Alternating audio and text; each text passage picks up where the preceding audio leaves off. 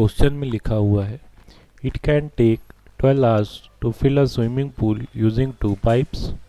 If the pipe of larger diameter is used for 4 hours and the pipe of smaller diameter for 9 hours, only half of the pool can be filled. How long would it take for each pipe to fill the pool separately? मतलब एक swimming pool है जिसको दो pipe से हम लोगों को fill करना है। जब दोनों एक साथ चलते हैं तो पूल को फिल होने में 12 आवर्स का टाइम लगता है। आगे ये कहा गया है कि अगर हम लोग जो लार्जर डायमीटर का पाइप है, माने जो बड़ा वाला पाइप है, उसको हम लोग 4 घंटे और जो स्मॉलर डायमीटर का पाइप है उसको 9 घंटे चलाए तो हम लोग का केवल आधा पूल ही भर पाता है। तो हम लोगों को पूरा पूल भरने के लिए दोनों पाइप अलग अलग कितना टाइम लेंगे ये फाइंड आउट करना है। तो हम लोग लेट कर लेंगे। Late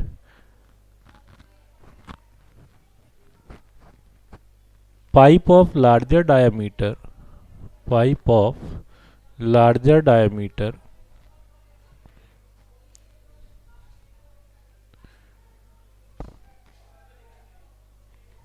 takes x hours and pipe of smaller diameter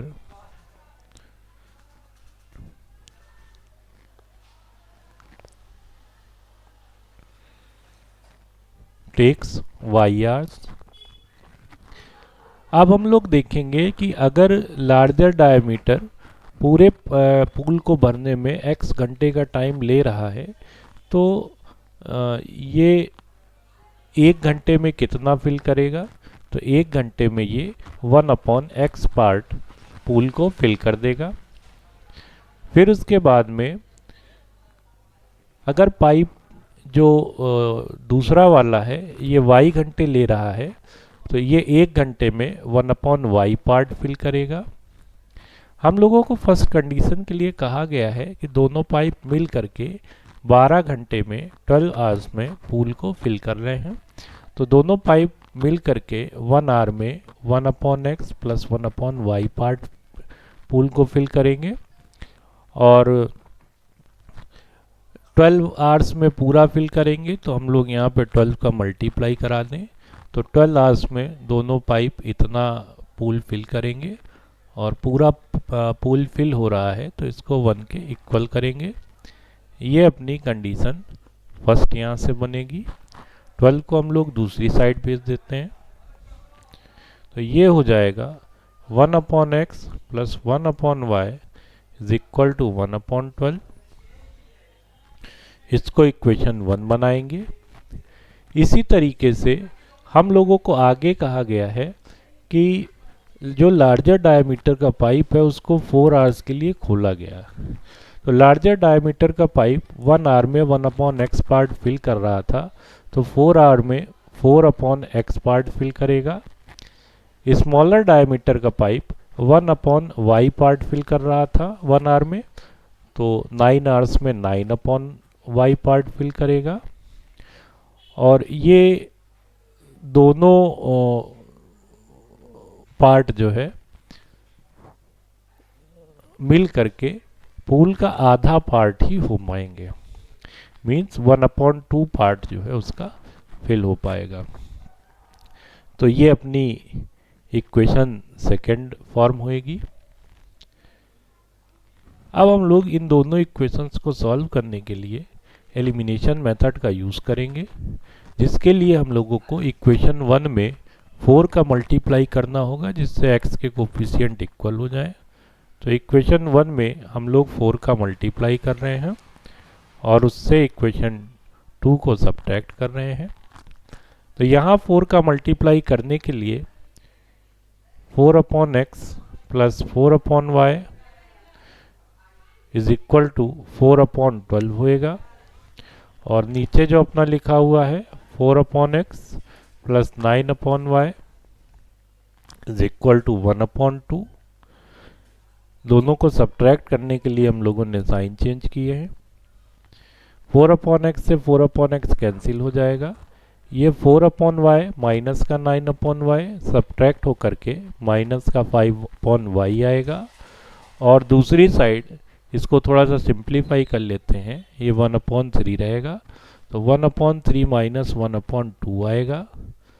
इसको जब एलसीएम लेकर के सॉल्व करेंगे तो एलसीएम 6 हो जाएगा और इधर 2 माइनस का 1 आएगा, इधर माइनस का 5 अपॉन वाई ही है। तो अपने पास माइनस का 5 upon y is equal to minus का 1 अपॉन 6 आएगा।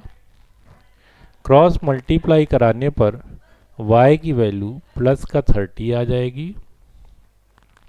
अब ये y की वैल्यू हम लोग अगर इक्वेशन 1 में पुटअप करें तो हम लोगों को x की वैल्यू इजीली मिल जाएगी। तो from equation 1 upon x plus 1 upon y means 1 upon 30 is equal to 1 upon 12। 1 upon x is equal to होगा 1 upon 12 minus 1 upon 30।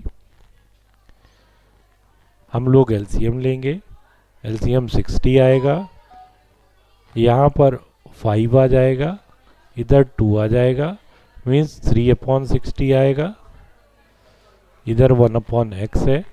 Cross multiply कराने के बाद x की वैल्यू 20 आ जाएगी।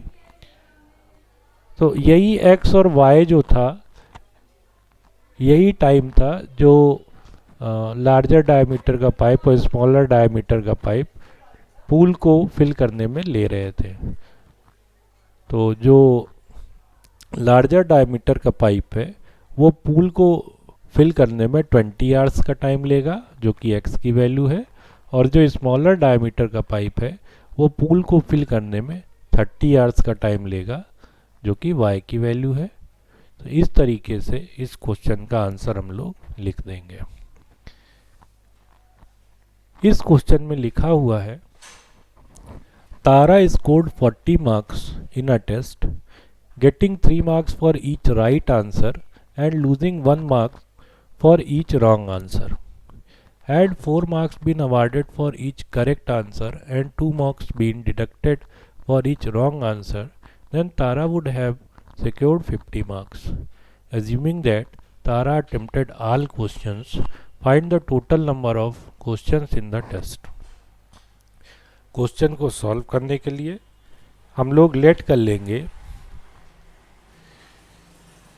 नंबर ऑफ राइट क्वेश्चंस जो हैं वो x हैं, number of right questions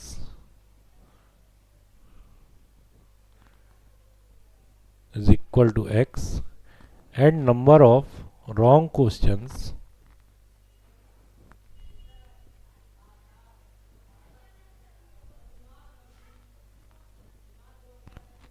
y। तो हम लोग देखेंगे कि उसको जो है शुरुआत में 40 मार्क्स मिले हैं, 3 मार्क्स हर एक सही आंसर के, तो उसने x सही किए हैं तो x के लिए 3x उसको मिलेगा, और उसने y रॉन्ग किए हैं तो उसके y मार्क्स जो है डिडक्ट हो जाएंगे, और टोटल मार्क्स क्वेश्चन के हिसाब से 40 कहे गए हैं तो हम लोग इसको 40 के इक्वल कर देंगे। ये अपनी कंडीशन फर्स्ट होगी। सेकंड कंडीशन के लिए हम लोगों को कहा गया है कि अगर उसको 4 मार्क्स हर एक सही आंसर के लिए मिले और 2 मार्क्स जो है हर एक रॉन्ग आंसर के लिए डिडक्ट हो, तब क्या होगा, उसने x करेक्ट किए थे तो उसको 4 मार्क्स पर करेक्ट आंसर के हिसाब से 4x मार्क्स मिलेंगे, और y उसने रॉन्ग किए थे तो 2 मार्क्स पर क्वेश्चन के हिसाब से 2y मार्क्स डिडक्ट हो जाएंगे, और टोटल मार्क्स उसको जो है मिले हुए हैं 50। इक्वेशन को 2 से डिवाइड कर सकते हैं, तो डिवाइड करने के बाद में अपने को मिलेगा 2x minus y is equal to 25। ये अपनी सेकेंड इक्वेशन होगी। इक्वेशंस को सॉल्व करने के लिए हम लोग एलिमिनेशन मेथड का यूज़ कर लें। हम लोग देख रहे हैं कि y के कोफिशिएंट्स इक्वल हैं, तो इक्वेशंस को सब्ट्रैक्ट करने पर ही y एलिमिनेट हो जाएगा। तो इक्वेशन 1 माइनस 2 जब करेंगे तब हम लोगों को ये y एलिमिनेट हो गया, 3x माइनस 2x x मिलेगा, और इधर 40 माइनस 25 15 मिलेगा। तो जो x की वैल्यू है वो 15 आएगी। x की वैल्यू हम लोग इक्वेशन सेकेंड में रखें तो हम लोग को y की वैल्यू इजीली मिल जाएगी। तो from second 2 into 15 minus y is equal to 25। 25 इस साइड लाते हैं, y को दूसरी साइड ले जाते हैं, तो 30 minus 25 is equal to y आएगा। मीन्स y की वैल्यू 5 आ जाएगी। अब हम लोगों से क्वेश्चन में पूछा गया था कि find the total number of questions in the test. तो हम लोगों ने right answer questions x let किए थे और रॉन्ग क्वेश्चंस जो है y लेट किए थे। तो टोटल नंबर ऑफ क्वेश्चंस जो होंगे वो x प्लस वाई के इक्वल होगा।